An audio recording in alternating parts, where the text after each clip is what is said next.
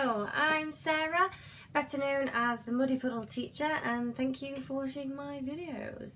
I have come partnered with my double chin, so thank you everybody for encouraging me to do this, because it wasn't something that was at the top of my agenda, but I'm glad I have.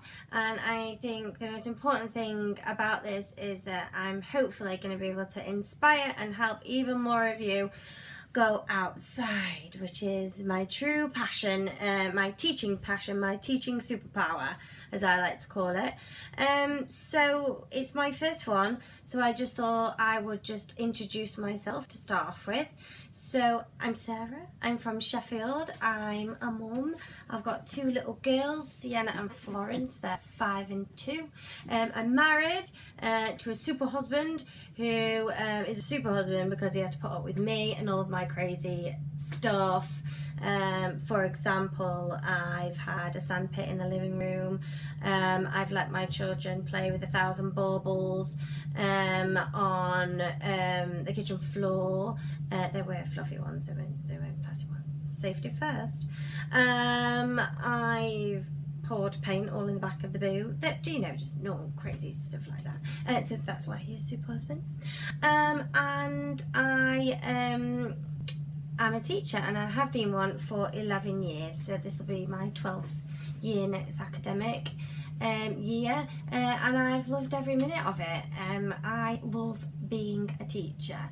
It's something that I feel like I was born to do, really. It's not always something that is easy. It's pretty hard, it can be pretty stressful, and I think that's what I'm about, really. So a lot of you are coming to me because you want to be inspired about outdoor learning, which is exactly what I am, but I feel like what my ethos is and what I've become to be is a spokesperson, really, for us as teachers, and to just sort of, and for the children, really, to just sort of say, hey, let's stop taking everything so seriously. And for me, the platform for that is the outdoors. It is a space where I feel more relaxed as a teacher. I can see the children are more relaxed, and just when everybody's relaxed and peaceful, we come together as a unit, we learn better, we're confident, we're resilient. And for me, one of the most powerful things about outdoor learning is how it merges lots of subjects together. It's so incredibly cross-curricular. As I say on my training sessions to people, when you're in class and you're teaching a maths lesson, numbers to 10, it's a numbers to 10 lesson. When you're outside and doing a numbers to 10 lesson, you've got physical development happening, you've got PSHE happening, you've got science happening. Someone will find a worm, you'll have to pick it up, you're all talking about habitats. It's just the natural process of being outdoors. So that's a little bit of my rant on the outdoors. Yeah, so just a little bit more about me, really. So I have been a teacher for 11-12 years. I've done various roles. I've been in various schools as well. Before that, I've not always been a teacher. Before that, I worked in TV. So I originally qualified and got a degree in audio-visual production, and that's what I worked in for 2 or 3 years. Dare I say some of the places I worked for? Shall I? Okay, I'll cherry pick. So, yeah, okay, I've told you now. My biggest secret in the world. Yes, I worked for the German Cow Show. I would like to say to you that I did really important technical stuff, but I didn't. I just made cups of teas, and that's basically what I did for 2 years, which is possibly a reason why I left it. But anyway, like I said before, I was born to teach. It wasn't always something I felt I could do when I was younger. I didn't feel that confident. I didn't think I was bright enough to be a teacher. Oh, a fly. Hello.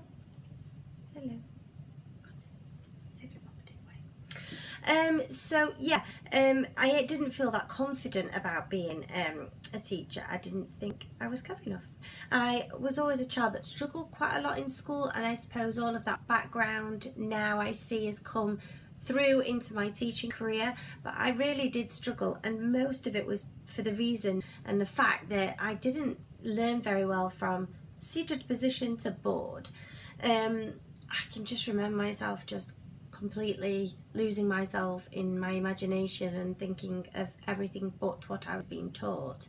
I excelled in areas where I could be practical, talk, I love to talk, talking, being creative, all of those sort of things really. Obviously I am a teacher, so I did actually find the confidence to do it. So when I came back from telly, my dad was like, "Sarah, just do it now." And I was like, "No, Dad, can't do it." And then I thought I'd meet him halfway and I'd go and be a TA for a bit.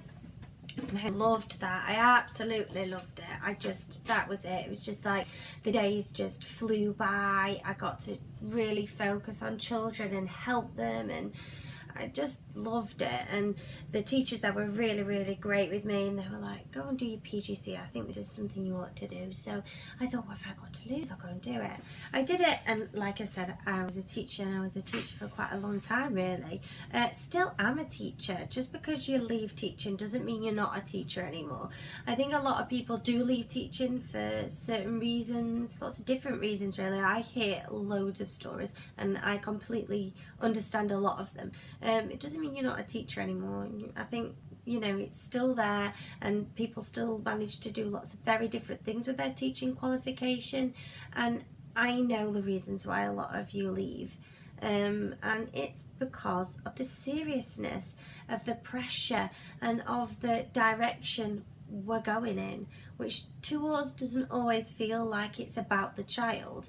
And like I said before, this is a little bit what I'm about, not just about the outdoors. My ideas are going to show you how to get children outdoors, but there's a lot of reason why I want you outdoors, but I'm not going to go into it today. So what I'm hoping you're going to get out of this set of videos is I'm going to just keep giving you ideas. I'm hopefully going to be able to show you settings as well. So every time I'm going to different schools and I'm helping them, or sometimes I just go around for a little nosy, I'm going to be showing you them all, because I believe in collaborative shared practice. And I don't just mean between clusters of schools. I think that should be happening not just within the UK, but within the world. We're all kind of doing the same sorts of things. You just don't realise it. I didn't realise it until I set up my Facebook group and started sharing all of my stuff. I didn't realise how much people want to get children outdoors and how similar we are from country to country. So something I haven't explained about a little bit more is that what I did and why I left teaching, which a lot of people ask me about. So I left teaching for the main reason that I believe there are different ways to teach, and I was crazy enough. My husband was thinking I was having a bit of a crazy moment in my life, but I was crazy enough to just go, right, okay, I'm gonna go and practice these ideas. I want some space. I don't want people telling me that there's no budget, or you've got to get back for your next class, or da-da-da. I just thought, you know what, I'm just gonna go, and I've got all these passions within me that I think need to be done in education. I need to go and do it. So that's what I did, and I did it for a whole year, and I practiced and I researched and I developed it, and I just saw the most amazing thing happen with parent, child and teacher, and that's gone with me. I then shared that on Facebook. I got 30,000 people in about 4 months, 5 months I think it took, and that gave me the confidence to realise that this is it. This is the way forward in education. I'm not sure I'm going to stop. So keep watching, and I'll see you next time. Thank you.